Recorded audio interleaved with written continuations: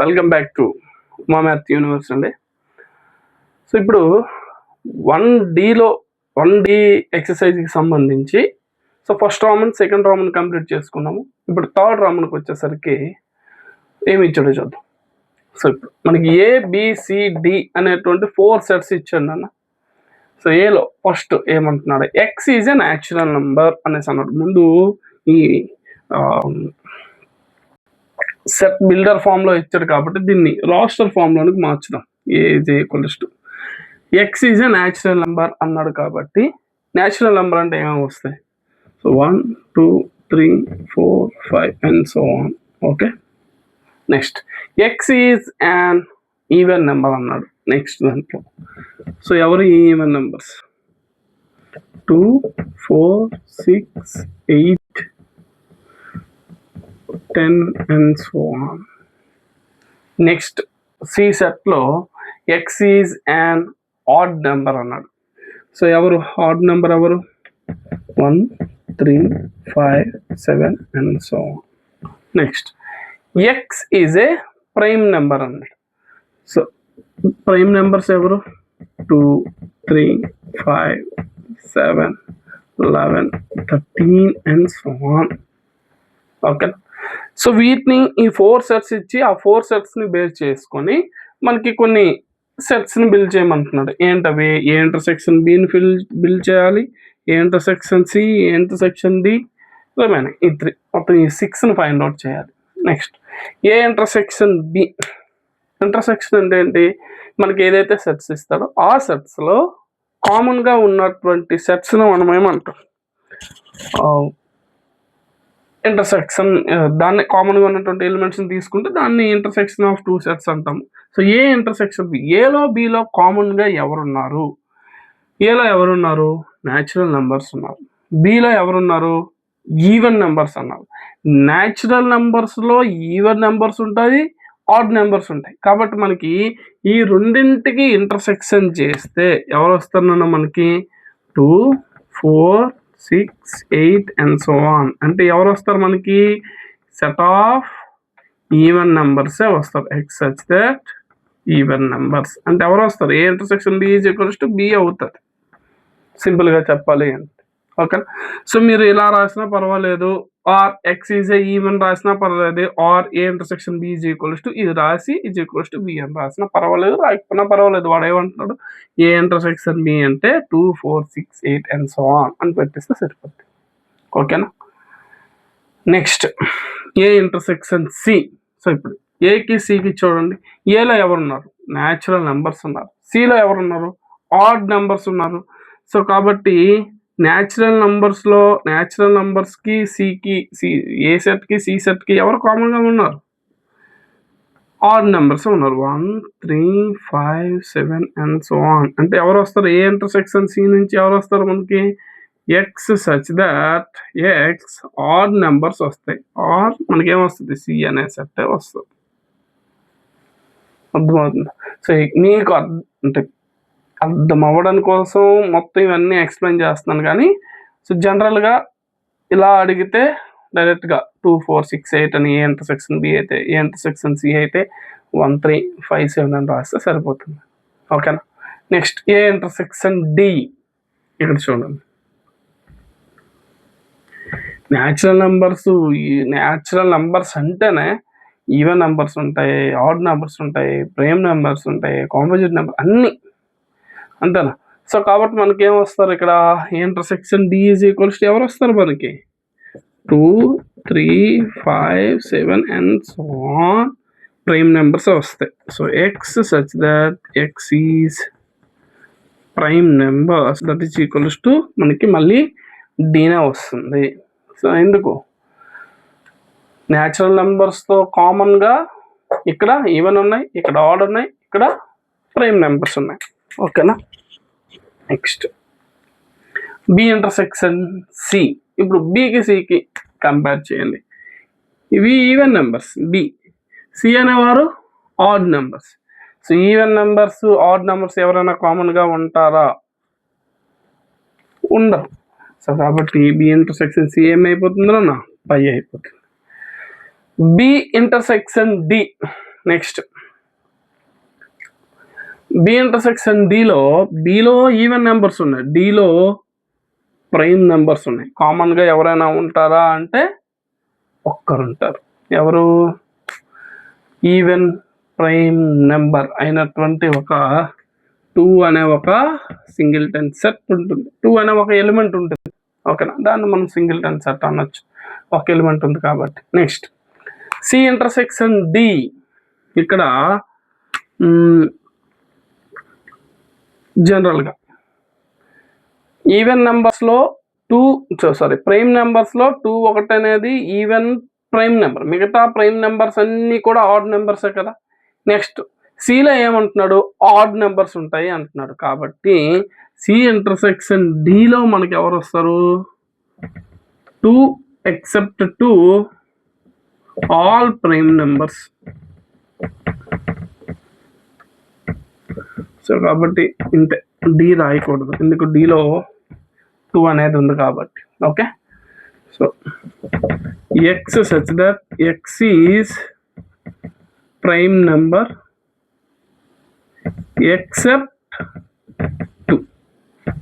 So 2 కాకుండా మిగతా prime numbers అన్నీ కూడా సి ఇంటర్సెక్షన్ డిలోకి వస్తాయి, ఓకేనా? సో నెక్స్ట్ క్వశ్చన్కి వెళ్దాం.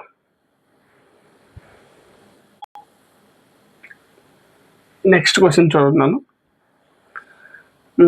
ఇక్కడ ఏ అనే ఒక సెట్ ఇచ్చాడు, బి అనే ఒక సెట్ ఇచ్చాడు, సి డి అనే ఒక సెట్ ఇచ్చాడు. సో ఫైండ్ ఇవి కొన్ని ఒక 12 క్వశ్చన్స్ ఇచ్చినట్టున్నాడు. నేను 8 సాల్వ్ చేస్తాను, మిగతా రిమైనింగ్ 4 సాల్వ్ చేయండి, నో ప్రాబ్లం, ఈజీగానే ఉంటుంది. సో దీని నుంచి ఖచ్చితంగా మనకి ఒక 2 మార్క్స్ క్వశ్చన్ కానీ, ఒక 1 మార్క్ కానీ, 4 మార్క్ కూడా ఒక 2-3 క్వశ్చన్స్ కలిపి ఇవ్వచ్చు, ఓకేనా? సో కాబట్టి చూద్దాం.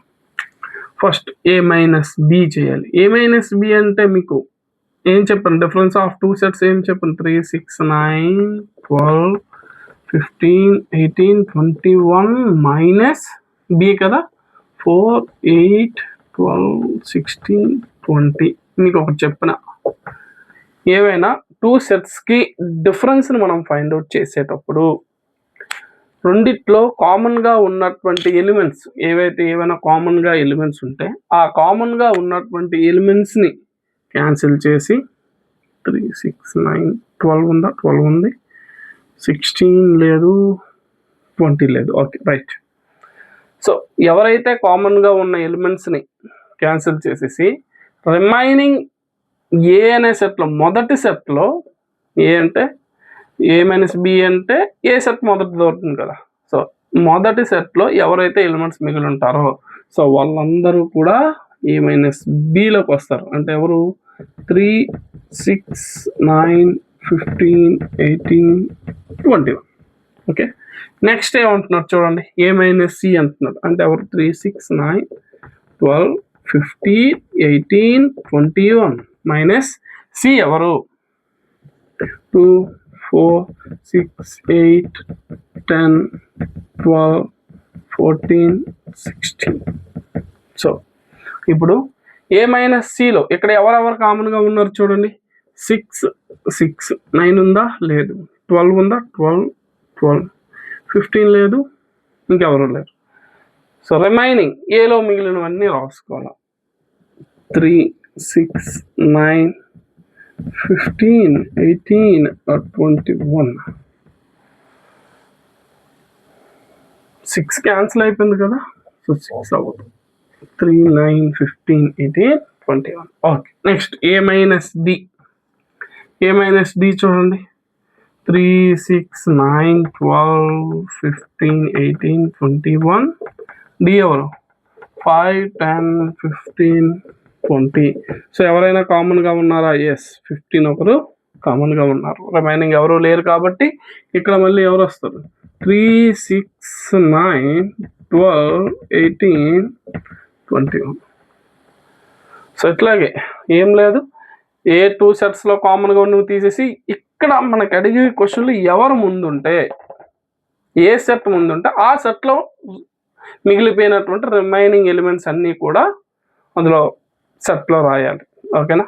సో ఇక్కడ బి మైనస్ ఏ అడిగాడు చూడండి రివర్స్లో. ఇప్పుడు బి మైనస్ ఏ అడిగాడు కాబట్టి 4, 8, 12, 16, 20 మైనస్ ఏలో ఎవరున్నారు 3, 6, 9, 12, 15, 18, 21.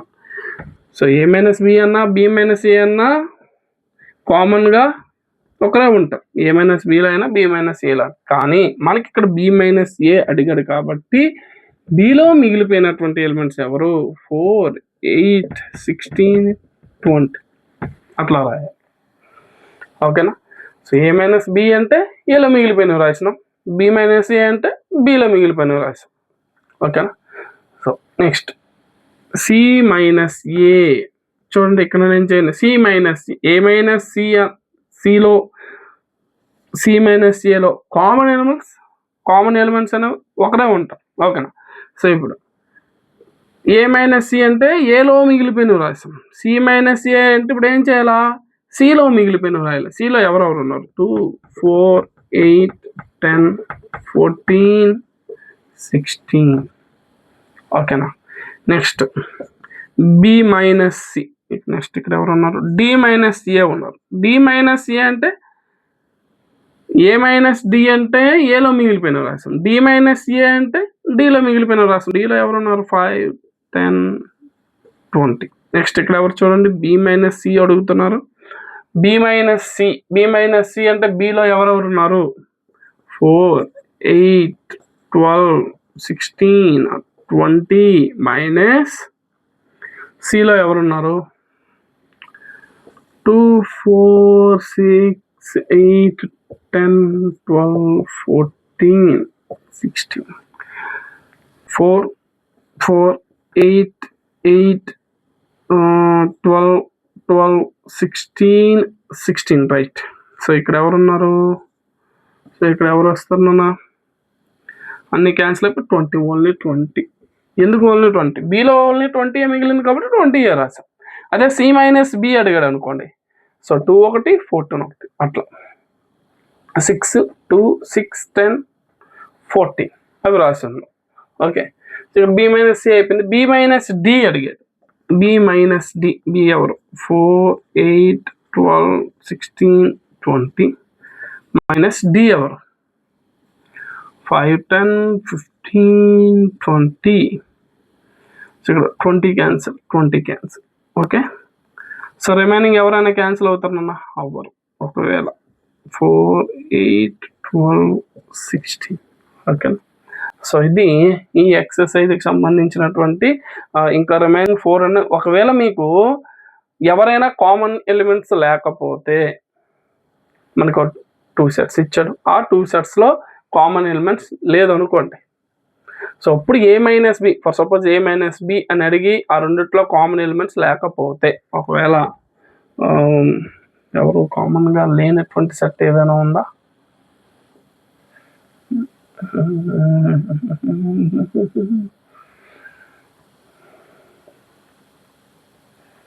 కామన్గా లేనటువంటి సెట్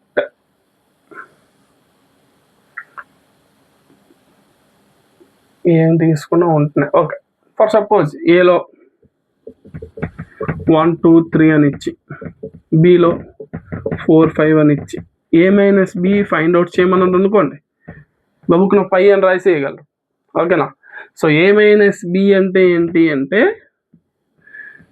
ఏ మైనస్ బి కాబట్టి ఏలో ఎవరైతే ఉంటారో వాళ్ళే, అంటే A minus B is equals to if the given sets are disjoint sets then A minus B is A అవుతుంది,